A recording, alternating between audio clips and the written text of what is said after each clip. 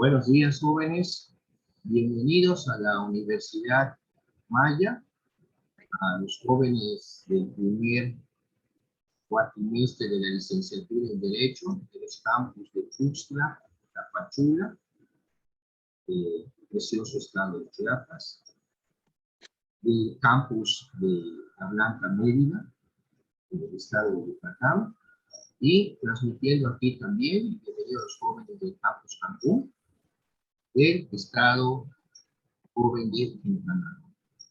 Bienvenidos a esta su tercera clase, esta tercera semana del módulo en la materia de introducción al estudio del derecho, hoy sábado 30 de octubre de 2021. Antes de dar inicio a nuestra clase de hoy, se les informa lo siguiente: ya está en plataforma su examen parcial para el día de hoy. Son 20 reactivos a 2 puntos, 40 puntos, tienen 1 hora para contestar y va a estar abierto el examen, pues ya desde la hora de las 7 de la mañana, pero tenemos clase, pero hasta las 23:59 horas se va a cerrar. Pues son 20 reactivos de lo que vimos en la semana 1 y en la semana 2.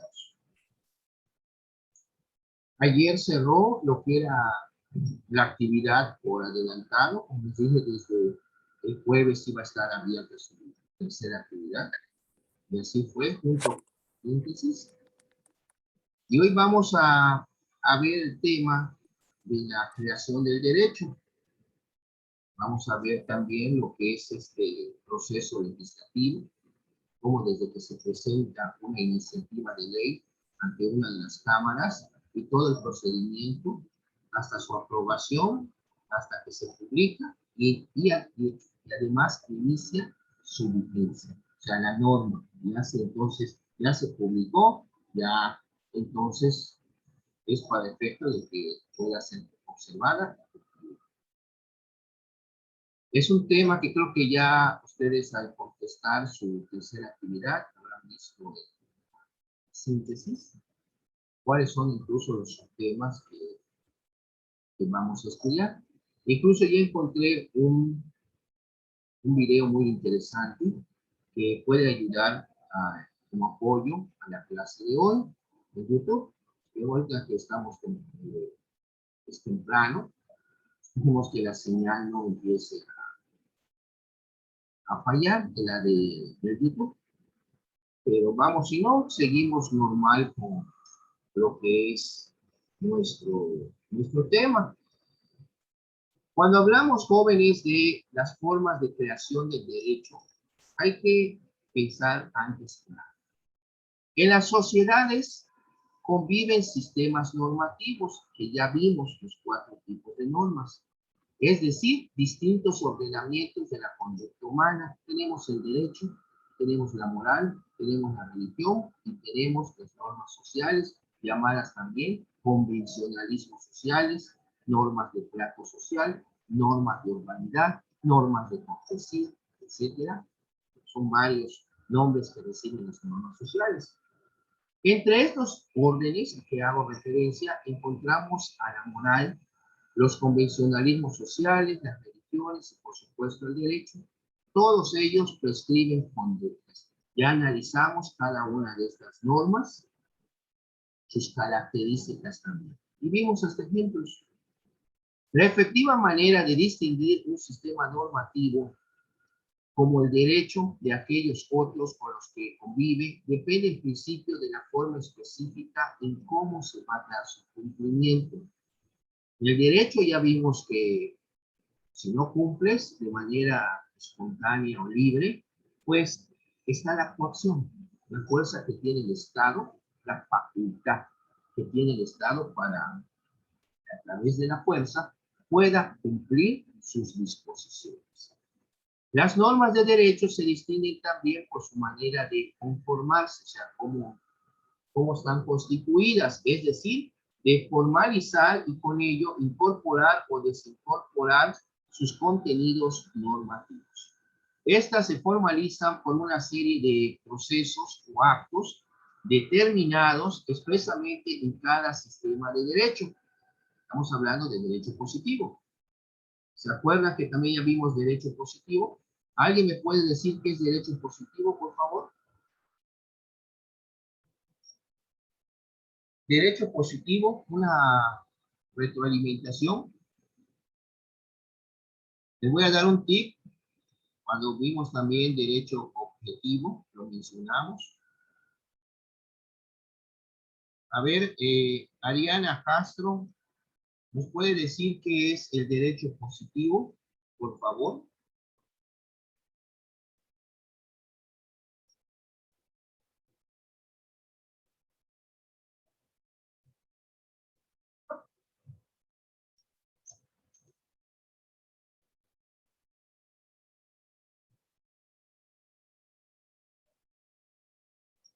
Leandro Victorio Méndez, por favor. A ver, Jenny alzó la mano. A ver.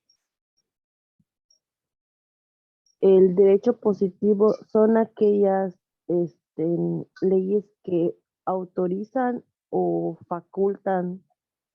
Sí. Bueno, sí, estamos hablando de derecho positivo, conjunto de normas jurídicas que están vigentes en una época determinada. Y también me voy a mencionar que entre esos está lo que es el derecho vigente, que es la norma que tiene vigencia. Una norma que no tiene vigencia, pues ya no se puede aplicar. ¿Ok? Y el derecho objetivo, ¿alguien recuerda qué es el derecho objetivo? Era cuando vimos la diferencia entre derecho objetivo y derecho subjetivo. A ver, ¿quién dice yo? Derecho objetivo y derecho subjetivo. Esmeralda Orozco.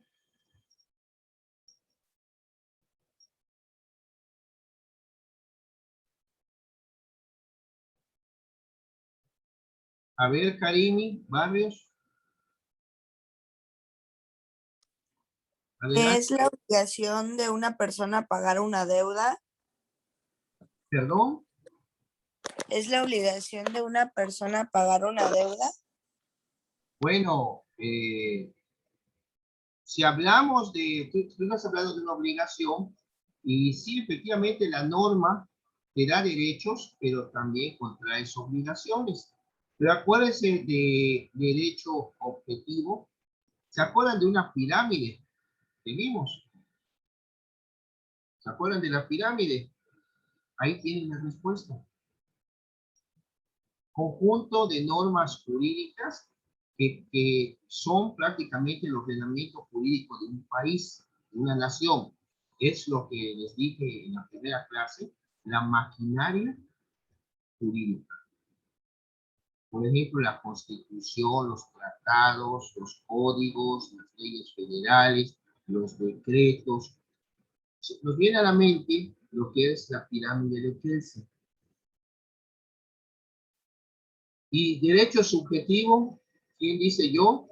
¿Qué es el derecho subjetivo? Ya no estamos hablando de conjunto de normas. Cuando hablamos de derecho subjetivo, a ver. El derecho subjetivo es aquel que eh, le da a un sujeto el poder para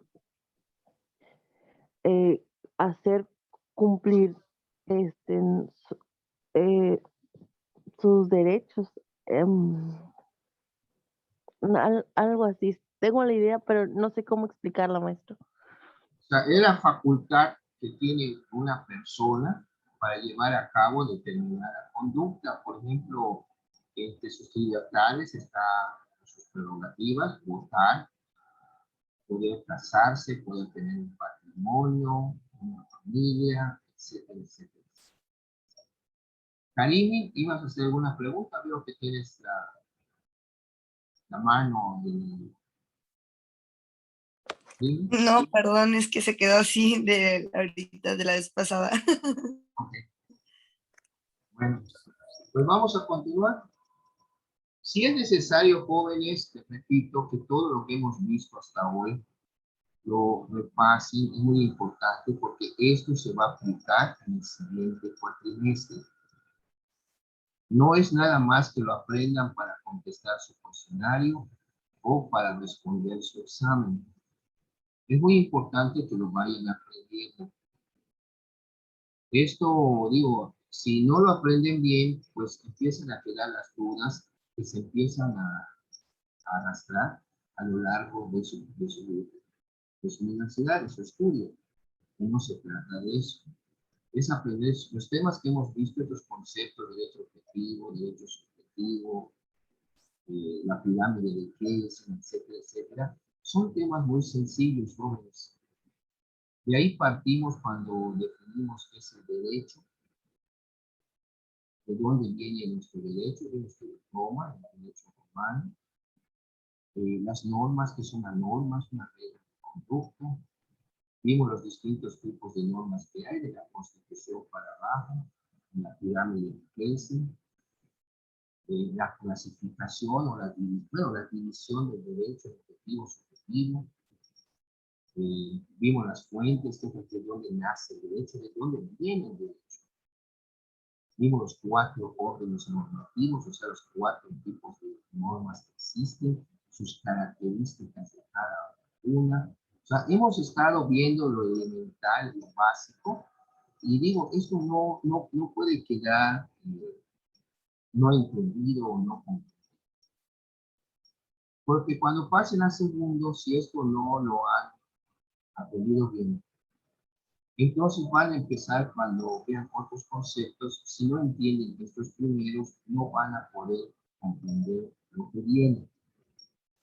Es muy importante, como cuando hablamos, por ejemplo, de las ramas del derecho, pues el derecho, pues de acuerdo a la naturaleza pues vamos a ver, derecho penal.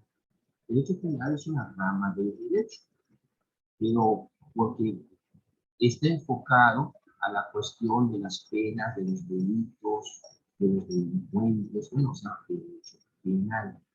Derecho familiar, bueno, como su nombre indica, es una rama del derecho, que es el derecho civil, que parte del derecho privado.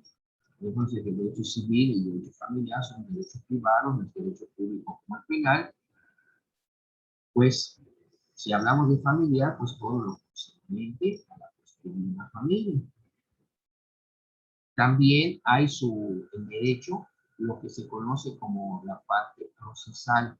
En derecho tenemos lo que es la parte sustantiva y la parte adjetiva. ¿Qué quiere decir esto de sustantivo? Es bueno que se lo graben desde ahora. Cuando hablamos de la parte sustantiva, estamos hablando de la doctrina, vamos a decir, donde nos explica sobre determinado tema. Si vamos a hablar, por ejemplo, del derecho penal, pues vamos a referir a la historia del derecho penal, cómo fue creado, la teoría del delito, las normas penales, las sanciones, etc. Todo lo concerniente de la cuestión. Pero ahora, la parte adjetiva se refiere a la parte procesal. Por ejemplo, en juicio penal. En juicio penal hay normas procesales que se tiene que respetar.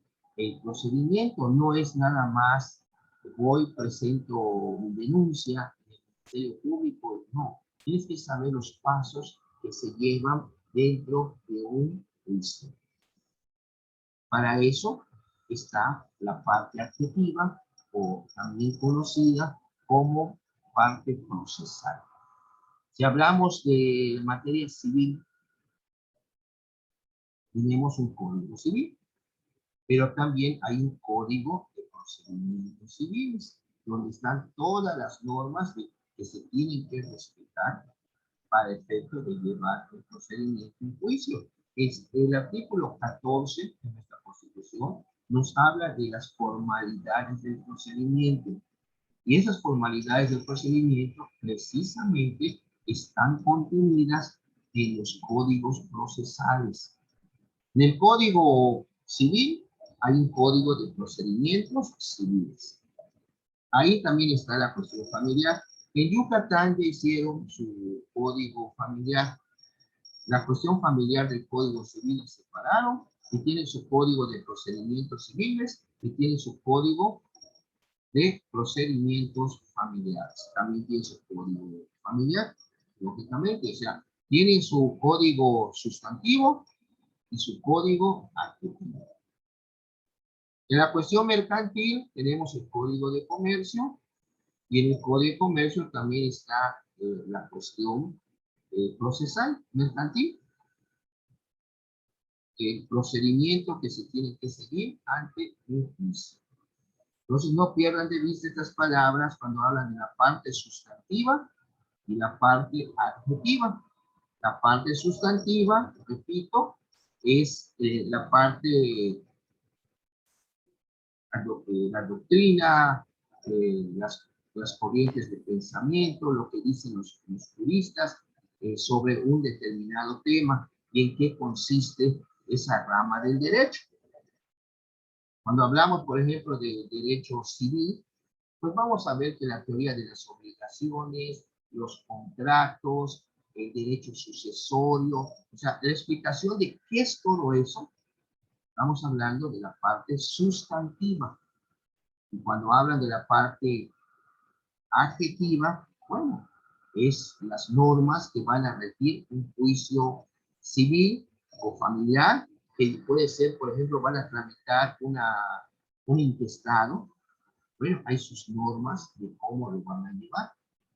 Que van a tramitar un divorcio unilateral, como se le llama ahora, que era el divorcio necesario, desapareció necesario, porque tenías que afectar una causal de divorcio, se volvió incausado y actualmente se le conoce por el nombre de unilateral, porque basta con que una de las partes de la pareja promueva el divorcio para que pueda proceder. Ya no era como antes de que tenía que acreditar la causal para efecto de que pudiera proceder el divorcio, ¿no? O sea, hay el criterio que ha dicho la Corte de que tú no puedes obligar a las partes, o sea, a una pareja, a estar viviendo juntos si ya no se aguantan. Ahora, si se va a tramitar un divorcio, hay que irnos ¿a qué? Al código de procedimientos. Esa es la parte adjetiva. La parte sustantiva la van a ver ustedes cuando vean Civil 1, Civil 2, Civil 3, Civil 4, Civil 5. Eso, todo eso, esas materias, es la parte sustantiva. Les va a explicar en derecho civil todos esos temas que engloban al derecho civil, el derecho familiar, el derecho sucesorio, el derecho de las personas, la teoría de las obligaciones, los contratos, etcétera, etcétera, etcétera. Y van a ver derecho procesal civil, que es el proceso. Y, lógicamente, esa parte que van a ver procesal civil es la parte adjetiva del derecho civil. A ver, voy a hacer unas preguntas, a ver si entendieron lo de sustantivo y adjetivo. Yesenia, por favor. Un ejemplo de la parte sustantiva de alguna rama del derecho que tú quieras mencionar.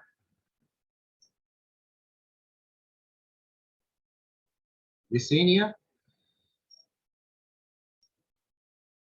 Ya les expliqué qué es parte sustantiva y parte adjetiva. Parte sustantiva, pues es la explicación de cada una de lo que son las ramas del derecho, sus contenidos, sus temas. Y la parte adjetiva son las normas procesales de los juicios que derivan de esas ramas.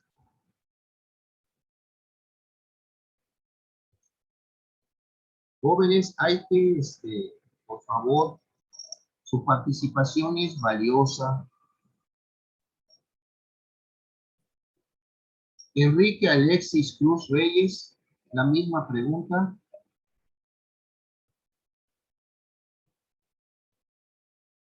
Alexis.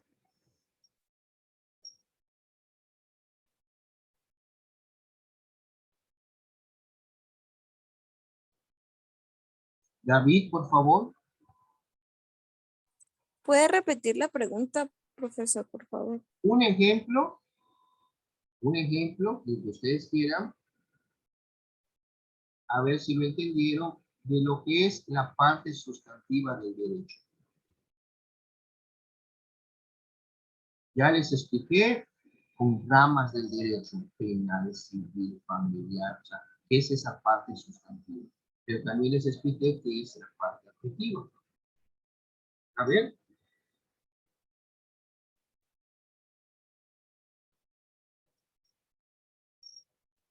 Profe, Sí. ¿podría ser quien cause daño debe repararlo? Bueno, quien cause daño debe repararlo. ¿Qué rama del derecho es eso que estás mencionando?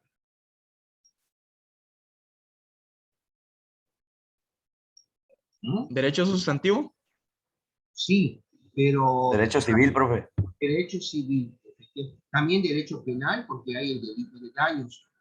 Puede ser que en derecho penal, el delito de daños, también, bueno, en derecho penal se prevé la reparación del daño. Pero en materia civil, es decirlo, con lo que tú dañes, estás obligado a repararlo. Entonces, estás mencionando una norma de derecho sustantivo. Y esa misma, ¿cómo la volverías para hacer el ejemplo, mismo ejemplo, para la norma adjetiva?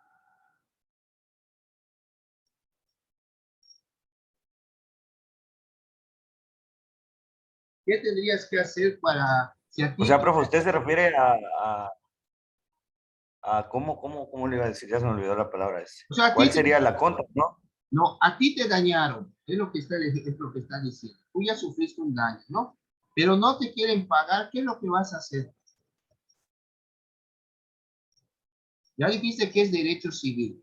Perfecto. ¿Qué vas a hacer para poder lograr que te reparen ese daño? Pues te baja la cuestión penal, profe, ¿no? Pero ¿qué harías en la cuestión penal? ¿Qué tendrías que hacer el primer paso? Pues metemos una demanda. Así es, Metemos una una demanda, ¿no? denuncia. Una denuncia que es en el código ahorita se maneja el Código Nacional de Código. Procedimientos Penales. Ahí dice que el procedimiento penal, al hablar de procedimiento, ¿qué estamos hablando? De normas procesales, de normas adjetivas. Inicia con la presentación de la denuncia o querella de un delito. Tú vas a denunciar para que efecto de que esta persona, si no te paga, pues se vaya a la cárcel siempre y cuando sea unos daños que estén tipificados también con carácter penal. Se va a armar una carpeta de investigación y todo eso, cómo se va a armar el expediente y todo, está en un código de procedimientos. Ese código de procedimientos es la norma adjetiva, porque es la parte procesal. ¿Ya lo vieron la diferencia? Si hablamos, hoy ya tocaron el tema civil, brincaron a penal. Bueno, también en penal, pues hay su procedimiento, hay sus normas adjetivas. Es la parte adjetiva de una rama del derecho es su parte procesal. En el caso, por ejemplo, yo puedo hablar de que si una persona muere y no deja testamento y de herencia, pues le corresponde a